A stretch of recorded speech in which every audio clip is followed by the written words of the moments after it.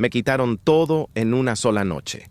No solo mi futuro, sino también mi pasado, la vida que conocía, la mujer que amaba, la familia en la que confiaba. Todo se invirtió. Fui traicionado por mi prometida, Chloe, que esperaba un hijo de mi propio hermano, Michael.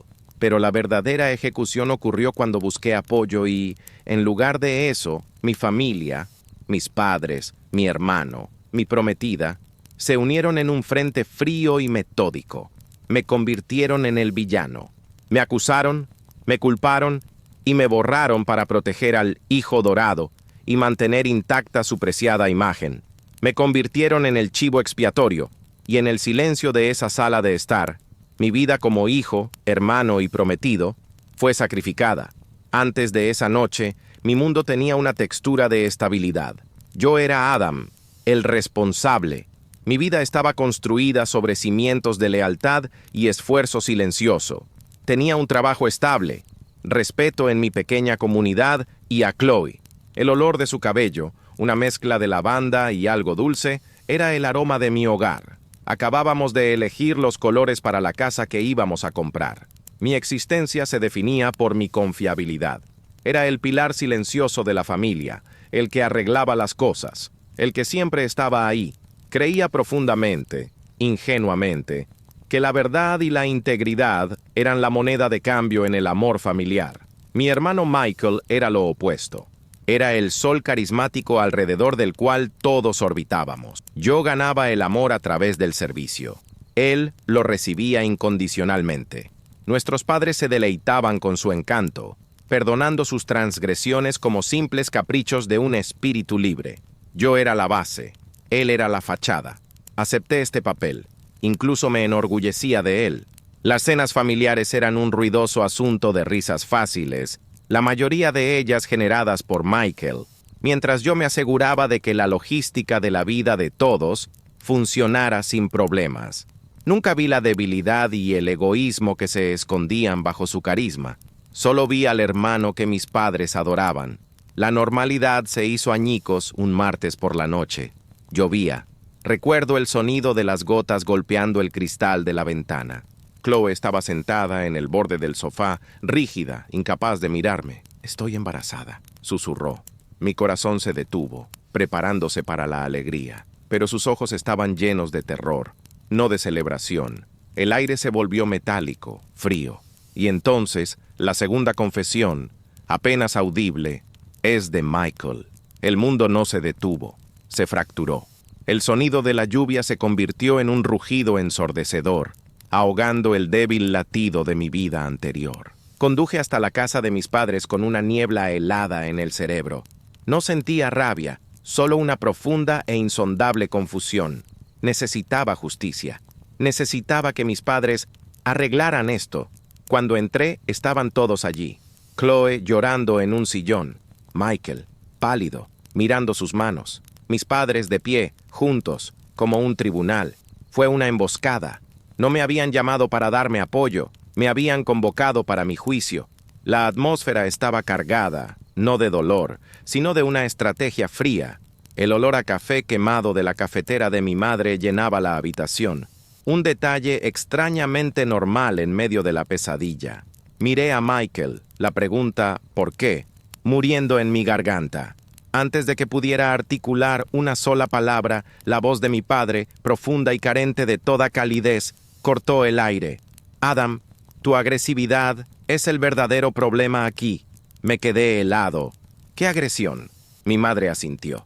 Su rostro una máscara de decepción, dirigida enteramente hacia mí. «Siempre has sido tan frío», dijo ella. «Tan distante. Estás haciendo una escena». Empezaron a reescribir la historia, allí mismo, frente a mí. Mi dolor no era válido, era una inconveniencia. Ellos tejieron la narrativa con una velocidad aterradora. Mi incapacidad para conectar, mi enfoque en el trabajo, mi naturaleza difícil, implicaron que yo había empujado a Chloe a los brazos de Michael. Ella, desesperada por seguridad, se aferró a su narrativa, sus sollozos ahora validados por mis fallos. Michael, el niño dorado, absorbió su protección como un escudo. Se encogió, actuando como la víctima de un lapso momentáneo. un error causado por mi negligencia. El gaslighting fue total y unánime.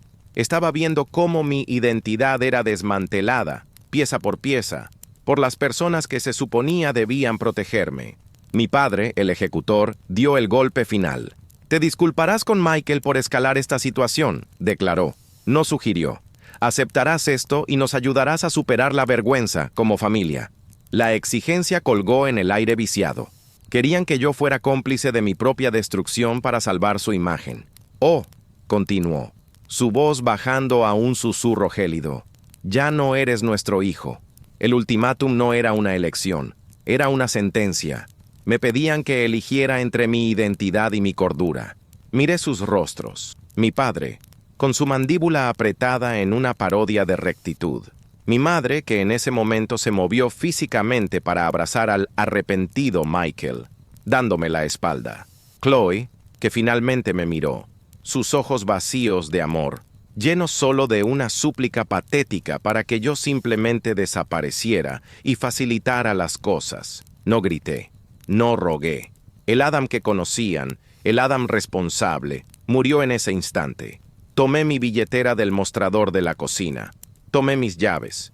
No dije una palabra. El único sonido fue el clic definitivo de la cerradura de la puerta principal cerrándose detrás de mí. 6 meses. 6 meses pueden parecer una eternidad cuando tu cama es el asiento trasero reclinado de un sedán de 1998. Estaba en un estado fronterizo, a 300 kilómetros de todo lo que había conocido. Me convertí en un fantasma, una criatura nocturna que trabajaba en el turno de noche como conserje en un edificio de oficinas anónimo. Mi mundo se redujo al olor a amoníaco, lejía y el café rancio que goteaba en la sala de descanso a las 3 de la mañana. El frío era un compañero constante. Se filtraba a través del cristal del coche, se metía en mis huesos, un recordatorio físico de la frialdad que había dejado atrás. El insomnio era mi castigo y mi refugio. Durante esas horas silenciosas, mientras fregaba los suelos de baldosas bajo la dura luz fluorescente, las caras volvían. La decepción calculada en los ojos de mi madre, la voz profunda y sentenciosa de mi padre, el silencio culpable de Chloe, la debilidad de Michael. Me obsesionaba no tanto con la traición, sino con la facilidad con que me borraron. No estaba simplemente solo, estaba anulado. Mi sentido del yo, construido sobre su aprobación, se había evaporado. Era un caparazón, funcionando por pura inercia. Perdí un peso que no podía permitirme perder. Mis manos, antes acostumbradas a un teclado y a herramientas ligeras, se volvieron ásperas y agrietadas por los productos químicos de limpieza. El dolor en mi espalda por empujar un carrito de limpieza pesado era real. El ardor en mis músculos era una distracción bienvenida del tornado psicológico. Descubrí una extraña comodidad en el trabajo pesado. Limpiar los desastres de otros, restregar la suciedad, era una metáfora demasiado obvia. Era una penitencia por un pecado que no había cometido. El trabajo era lo único que tenía sentido. Era un esfuerzo honesto, y los resultados eran visibles e inmediatos. Se llamaba Elena. Era la gerente del edificio. Una mujer mayor, sin tonterías, con arrugas profundas y ojos que lo veían todo. Hablaba poco, pero su presencia era sólida. Me observó durante semanas. Yo nunca hablaba, nunca me quejaba, nunca llegaba tarde. Simplemente trabajaba, metódicamente, implacablemente. Una noche, mientras limpiaba un grafiti en el baño del vestíbulo, ella se apoyó en el marco de la puerta.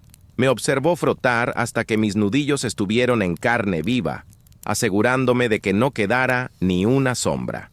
Una noche, cerca de las 4 a.m., me encontró junto a la máquina expendedora, mirando fijamente una espiral de snacks rancios. El zumbido de la máquina era el único sonido. «No me importa de dónde vienes», dijo, su voz ronca por el sueño y los cigarrillos. «Me importa que te presentas. Veo cómo trabajas cuando nadie mira». Me tendió una tarjeta de visita. «Tengo una pequeña empresa de logística. Necesito a alguien que lleve los libros, un aprendiz. El trabajo es una mierda y la paga es mala, pero es un escritorio». Acepté. No supe qué más decir. Fue el primer ladrillo de mi nueva vida. Fue la primera vez en 6 meses, quizás en toda mi vida. que alguien me había validado por mi carácter intrínseco, no por mi papel familiar. No era el hijo, el hermano o el prometido. Era el tipo que fregaba las esquinas que nadie revisaba. Para Elena, eso era suficiente. Ese pequeño acto de reconocimiento, de verme como un individuo y no como una propiedad relacional, me salvó la vida. El primer año fue un infierno diferente. Me mudé a un estudio minúsculo que siempre olía a repollo hervido del apartamento de al lado. Elena no era una mentora amable, era una capataz brutal. Me gritaba por errores de contabilidad. Me hacía cargar camiones en el muelle cuando faltaba personal.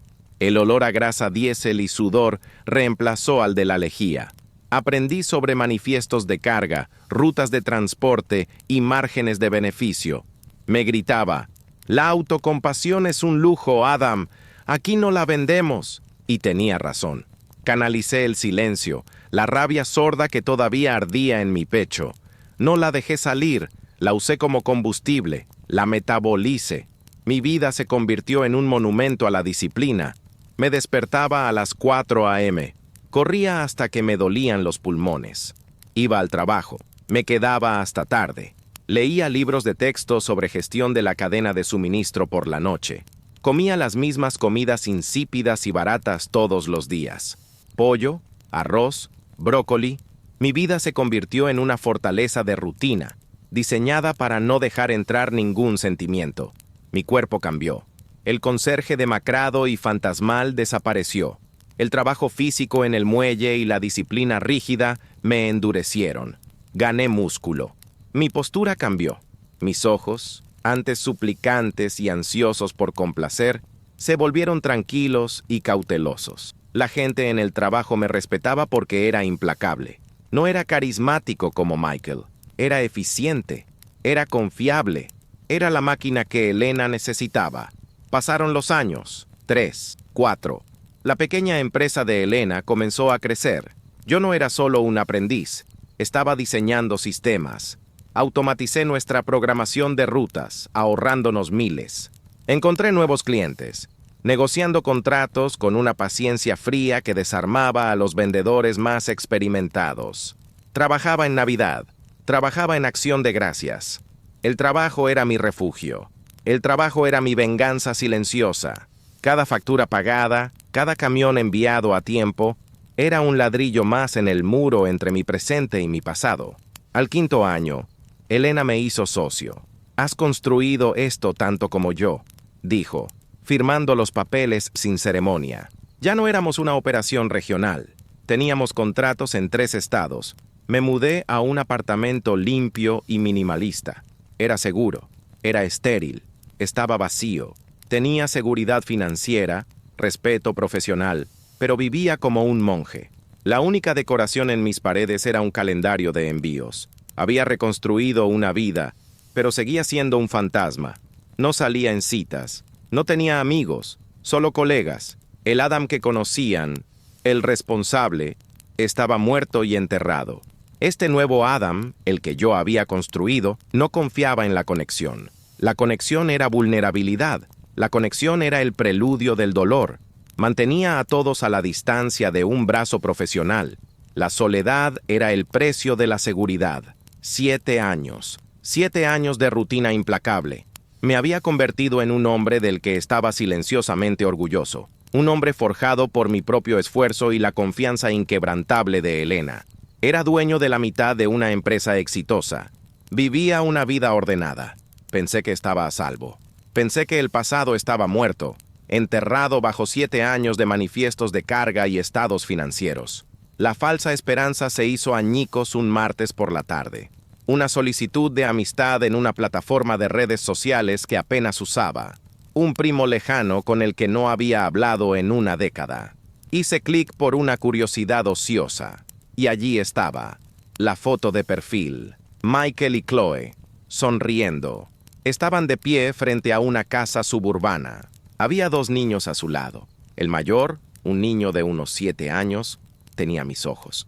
El pie de foto decía: «Tan bendecido con mi familia feliz». El hielo que había construido meticulosamente alrededor de mi corazón no se derritió. Se fracturó. No fue tristeza, fue una rabia blanca, pura y fría. La vida que me habían robado, la estaban viviendo. Su felicidad, su familia feliz, estaba construida sobre mi ejecución pública y mi exilio silencioso. La mentira seguía viva. Para el mundo ellos eran la víctima, y yo era el monstruo que desapareció. Llamé a mi abogado al día siguiente. Comencé el proceso de liquidación de mis activos. Fui a la oficina de Elena esa noche y le hice una oferta para comprar mi parte. «Tengo que irme», le dije. Ella no preguntó por qué. Vio la tormenta en mis ojos, la misma tormenta que había visto la noche que me contrató. «Siempre supe que estabas huyendo de algo, Adam», dijo, poniendo su mano arrugada sobre la mía. «Solo espero que esta vez estés corriendo hacia algo. Vendí mi participación, vendí mi apartamento, vendí mi coche, me quedé con una maleta y una transferencia bancaria considerable.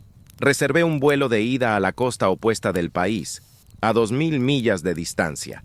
Antes de subir al avión, rompí mi tarjeta SIM, borré todas mis cuentas de redes sociales, eliminé todas las direcciones de correo electrónico. Aterricé en una ciudad nueva donde nadie conocía mi antiguo nombre. Legalmente, modifiqué mi apellido, adoptando el de soltera de Elena. Comencé una nueva operación de logística, más pequeña, más ágil. Usé mi capital para construir algo que era enteramente mío. Esta vez, no había socios, no había conexiones con el pasado. El corte fue absoluto. Me paré en mi nueva oficina vacía, mirando por la ventana el océano Pacífico. El silencio era diferente ahora. Ya no era el silencio del abandono, era el silencio de la armadura. No me habían echado, yo me había amputado. Estaba verdaderamente solo, por elección, y por primera vez desde esa noche, respiré hondo. El aire era salado y limpio. Los siguientes años fueron de consolidación.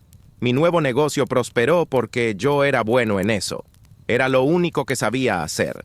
Era más pequeño, más eficiente, y yo controlaba cada aspecto.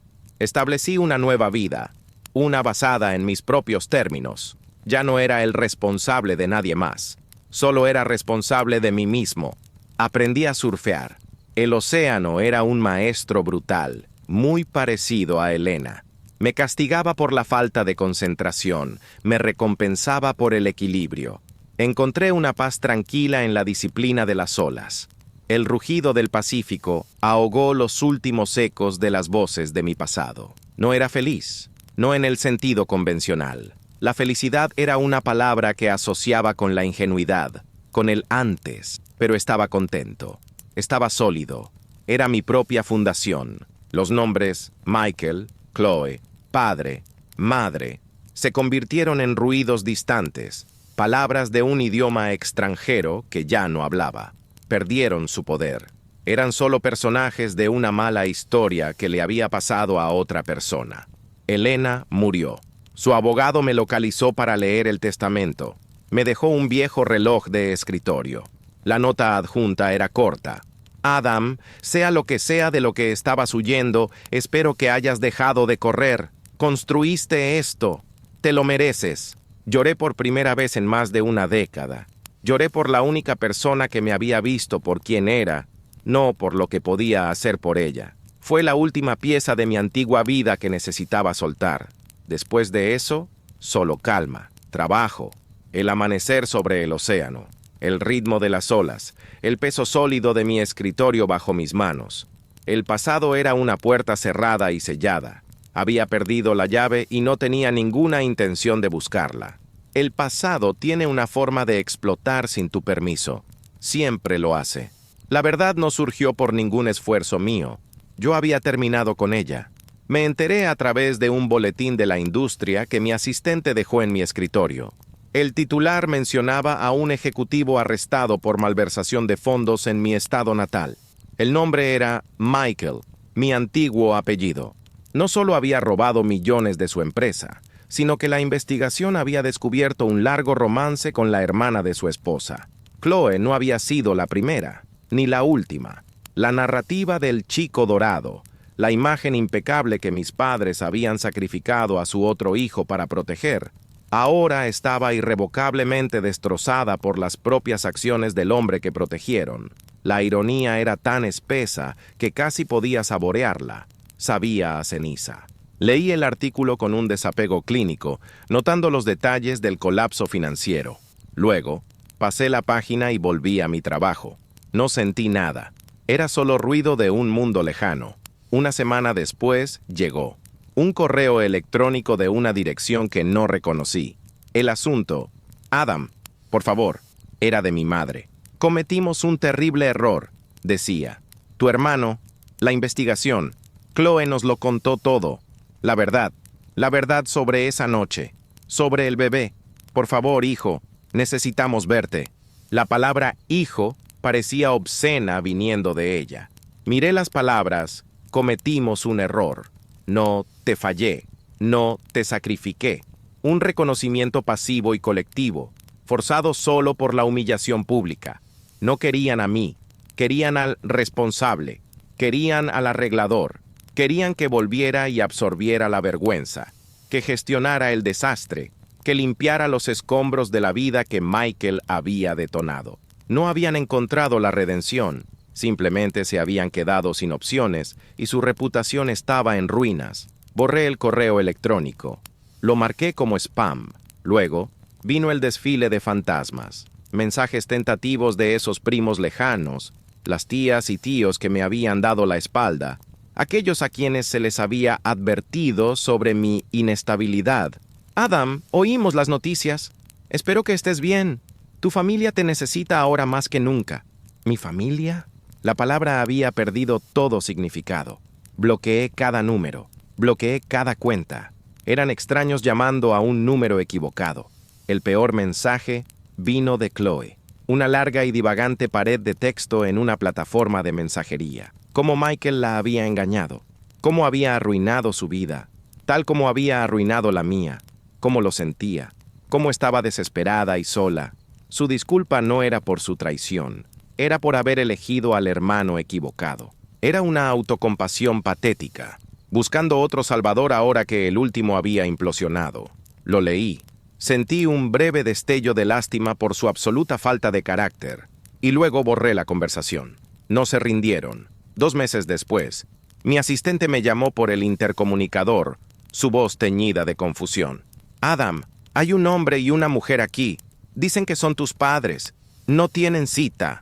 Mi corazón no dio un vuelco. No sentí pánico. Solo sentí cansancio. Habían volado por todo el país. Los había buscado en Google. Sabía que habían vendido la casa familiar para pagar las deudas y los honorarios legales de Michael. Déjalos pasar, dije. Entraron en mi oficina. El espacio era deliberadamente neutral. Vidrio, acero y madera oscura. Sin fotos personales. Con vistas al océano. Parecían viejos, mucho más viejos, derrotados. La arrogancia y la rectitud habían sido reemplazadas por la mirada hueca y desesperada de los náufragos. Se sentaron frente a mi escritorio, pareciendo pequeños y grises, empequeñecidos por la vida que yo había construido desde las cenizas de la que ellos incendiaron. Mi madre habló primero, su voz temblando. Adam, hijo. La corté, no con crueldad, sino con precisión. Adam está bien. El formalismo los descolocó. Intentó la disculpa. Fue un desastre roto y autocompasivo. No sabíamos qué hacer. Tu hermano estaba en un mal lugar.